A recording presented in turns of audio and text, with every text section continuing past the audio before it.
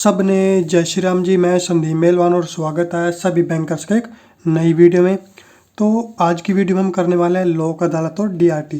पिछली वीडियो में हमने जो बैंकिंग ओम्बड्समैन किया था, जो किसके लिए यूज किया जाता है कि जो कस्टमर की कोई कंप्लेंट होती है या फिर बैंक का कोई लोन जो रिकवर नहीं होता, तो उन सभी चीज़ों के लिए बैंकिंग ओम्बड्समैन का यूज हम करते हैं। तो उसी कड़ी में नेक्स्ट हमारे पास आता है लोक अदालत और डीआरटी। इसका काम भी वही होता है। तो चलिए शुरू करते हैं। तो इसमें हमारे पास है constituted under the provisions of the legal services authority act 1987। जो लोक अदालत है वो कहाँ पे कंस्टिट्यूट की गई, उसका प्रोविजन कहाँ पे है?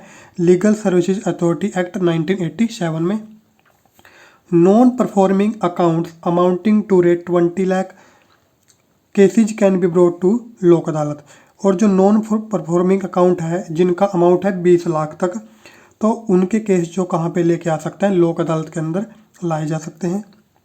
केसेज अबाउट 20 लाख, और जो केस हैं जिनका अमाउंट 20 लाख से ज़्यादा है, can be taken to Lok अदालत इस्टेब्लिश्ड बाय डीआरटी। तो उनके जो केसेज है वो डीआरटी के अंदर लाए जा सकते हैं। Claim filed accounts can also be settled in लोक अदालत। और जो क्लेम फाइल्ड अकाउंट है वो भी सेटलमेंट होती है, उनकी भी सेटलमेंट हो सकती है लोक अदालत के अंदर।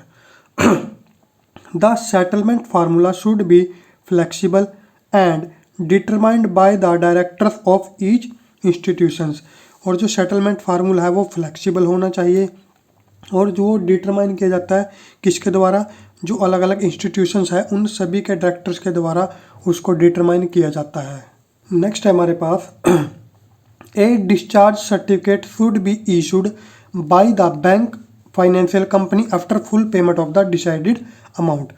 एक डिस्चार्ज सर्टिफिकेट इशू करना होता है बैंक को या फिर फाइनेंशियल कंपनी या फाइनेंशियल इंस्टीट्यूट जो है, जब उसकी फुल पेमेंट हो जाती है डिसाइडेड अमाउंट की, यानी कि जो भी अमाउंट लोक अदालत ने डिसाइड किया था, तो जब उसकी फुल पेमेंट हो जाती है तो उसके बाद बैंक या फिर फाइनेंशियल कंपनी को एक डिस्चार्ज सर्टिफिकेट इशू करना होता है कि जो बोरोवर था उसने पूरा जो पैसा था वो पे कर दिया है।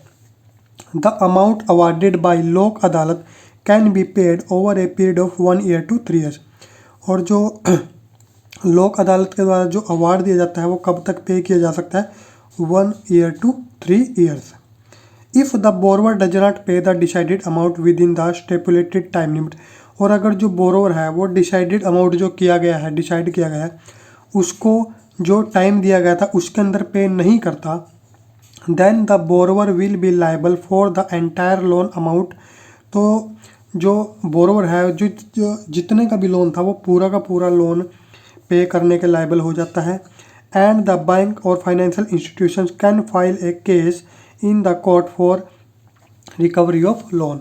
तो जो बैंक है या फिर फाइनेंशियल इंस्टीट्यूट है वो केस भी कर सकते हैं कि उनको रिकवरी ऑफ लोन के लिए वो कोर्ट में केस कर सकते हैं। यानी कि मान लो 10 लाख का लोन था और सेटलमेंट हुई है 7 लाख की, और उसको टाइम दे दिया मान लो 2 साल का, लेकिन अगर वो 2 साल के अंदर 7 लाख रुपए नहीं दे पाता तो फिर क्या होगा कि जो बैंक या फिर फाइनेंशियल इंस्टीट्यूट है वो उसके ऊपर केस कर सकते हैं, और फिर वो जितने का लोन था, यानी कि 10 लाख का लोन था, पूरा 10 लाख का लोन पे करने के लायबल हो जाता है। लोक अदालत is a cost free and quick means of settlement. जो लोक अदालत है वो कॉस्ट फ्री है और क्विक मीन्स यानी कि बहुत ही तेज साधन है सेटलमेंट करने का। It is mandatory for banks and financial institutions to provide information about the amount recovered in cases decided under the system to RBI. और ये मैंडेटरी है बैंक और फाइनेंशियल इंस्टीट्यूट के लिए कि वो इंफॉर्मेशन प्रोवाइड करें आरबीआई को कि जो डिसाइड अमाउंट हुआ था कि इतना पे करना है, उसका कितना % रिकवर हो गया या फिर वो पूरा रिकवर हो गया, उसकी इंफॉर्मेशन आरबीआई को देनी होती है। नेक्स्ट टॉपिक इसमें हमारे पास है डेब्ट रिकवरी ट्राइब्यूनल्स, जिसको हम डीआरटी शॉर्ट में बोल देते हैं।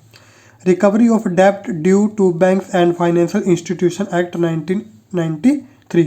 तो ये हमारे पास किसके अंदर आता है? Banks and financial institution act 1993। Rational for setting of DRT, यानी कि जो डीआरटी है वो यानी कि डीआरटी बनाने का मकसद क्या था, डीआरटी क्यों बनाया गया। तो देखिए इसमें क्या है हमारे पास, NPAs of various banks and financial institutions were increasing, यानी कि जो एनपीए था, नॉन परफॉर्मिंग एसेट जो होता है बैंक्स का या फिर फाइनेंशियल इंस्टीट्यूशन का था, वो बढ़ता जा रहा था।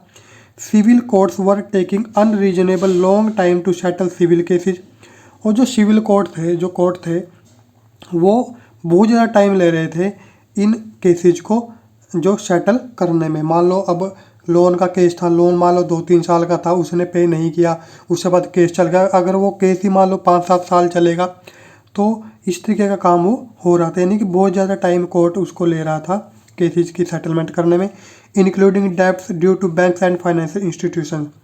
With high level of NPA, Indian banks were not able to adopt global operations as per international standards, और हाई जो लो लेवल हो चुका था एनपीए का, उसके कारण इंडियन बैंक्स जो थे वो ग्लोबल ऑपरेशन को अडॉप्ट नहीं कर पा रहे थे, क्योंकि as per international standards it is important to have low level of NPA, क्योंकि जो इंडियन इंटरनेशनल स्टैंडर्ड के अनुसार एनपीए का लेवल कम होना चाहिए। Suitable technology and skilled man power in banking sector, और सुटेबल टेक्नोलॉजी होनी चाहिए और स्किल्ड मैन पावर होनी चाहिए बैंकिंग सेक्टर में। लेकिन एनपीए जो बढ़ता जा रहा था उसके कारण ये पॉसिबल नहीं हो पा रहा था। उसके बाद इसी में है नरसिम्हा कमीशन 1। उसके बाद Narasimha commission 1 setup for financial sector reforms had recommended setting up of A special recovery tribunal so that recovery work could be done quickly. तो जो नरसिम्हा कमीशन 1 था उसने रिकमेंड किया एक स्पेशल रिकवरी ट्राइब्यूनल बनाने के लिए जो कि रिकवरी वर्क को जल्दी कर सके। DRT applicability, banks can take cases of loans claims dues amounting to rate 20 lakh or more to DRT. तो जो डीआरटी है उसके पास 20 लाख या 20 लाख से ज़्यादा के केस आते हैं, अमाउंट के केस इनके पास हम लेके जा सकते हैं। डीआरटी कॉन्स्टिट्यूशन में आएगा, the person in authority of DRT is called the presiding officer. जो इसमें पर्सन होता है अथॉरिटी ऑफ डीआरटी, वो उसको क्या बोलते हैं, presiding officer. Apart from other employees, the general registrar and recovery officer appointed, और एम्प्लॉय से अलग एक जनरल रजिस्ट्रार और एक रिकवरी ऑफिसर अपॉइंट किया जाता है for general administration and recovery of decreed amount are done. तो इनके लिए डिक्रीड अमाउंट के लिए एक अलग से रिकवरी ऑफिसर और एक जनरल रजिस्ट्रार अपॉइंट किया जाता है। नेक्स्ट इसमें है डेब्ट रिकवरी रिवीजन ट्राइब्यूनल। तो देखिए रिवीजन में क्या हुआ था इसके, the law provides the establishment of a revision tribunal which will be headed by a chairman. तो रिवीजन क्या हुआ इसमें कि एक चेयरमैन रखा जाएगा and a appeal can be made within 45 days by the bank और the borrower against the decision of DRT. और अगर डीआरटी ने कोई डिसीजन दे दिया तो उसके अंदर भी 45 डेज होंगे अपील करने के लिए, किसके पास, बैंक के पास या फिर बोरोवर के पास, कि वो उसके डिसीजन से अगर वो खुश नहीं है तो 45 डेज के अंदर वो अपील कर सकता है। टू फाइल ए अपील, एक फाइल अपील करने के लिए the borrower has to deposit 75% of the amount awarded. और अगर जो बोरोवर है उसको अपील करनी है तो उससे पहले उसको जो 75% अवार्ड उसको दिया गया था वो डिपॉजिट का, यानी कि जो अवार्ड दिया गया था उसका 75% उसको डिपॉजिट करना होगा, उसके बाद वो अपील कर पाएगा। The bank is not required to deposit any amount, और अगर बैंक को अपील करने तो बैंक को कोई भी अमाउंट डिपॉजिट करने की जरूरत नहीं पड़ती।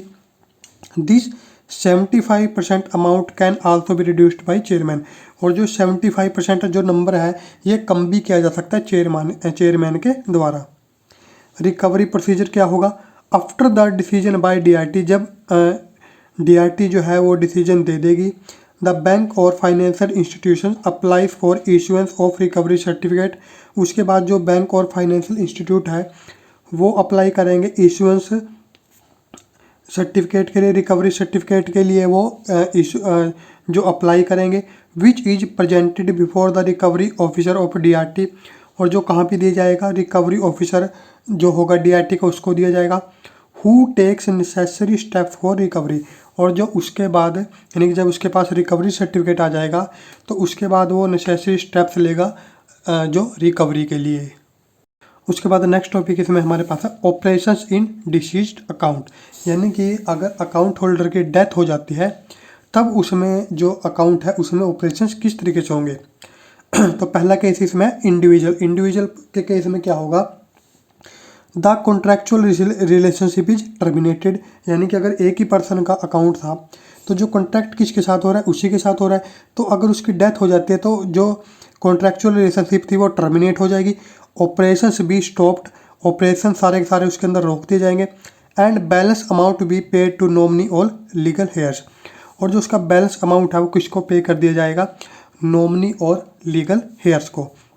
अब यहाँ पे जो हमारे पास आते हैं कि operations be stopped and balance amount be paid, इसका मतलब क्या है, यानी कि जब जो ये बात हो रही है हमारे पास जितने भी इसके अंदर केस आएंगे उसका मतलब क्या है कि उसकी डेथ हो गई है, तो जब उसकी डेथ होने के बाद जब ये बात बैंक वालों को पता चलेगी, ये बात तब की हो रही है कि उस केस में क्या करना है।